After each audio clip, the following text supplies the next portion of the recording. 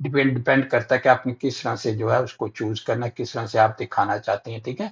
इसके बाद इसको आपने ज़ूम कर लेना है, ठीक है? ज़ूम करके फिर आपने क्या करना है, प्रोग्राम को लोड करना है, ठीक है?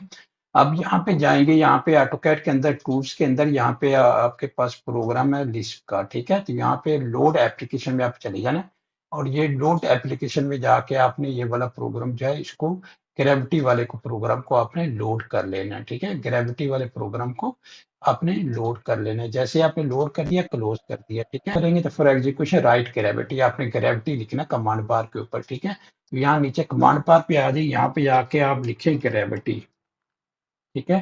ग्रेविटी लिख के एंटर करते हैं, बता देगा प्रोग्राम लोड हो गया कि नहीं हो गया। जैसे ही वो प्रोग्राम ने एक्टिव शीट का नाम देना है, ठीक है? आपने नाम दे दिया, मैंने 2 दे दिया यहाँ पे और यहाँ पे जाके मैंने डेटम को सिलेक्ट कर लेना है। जैसे मैं डेटम को सिलेक्ट करूँगा, आप देखेंगे आपका जो है फ़ौरन से जो है वो ऑटो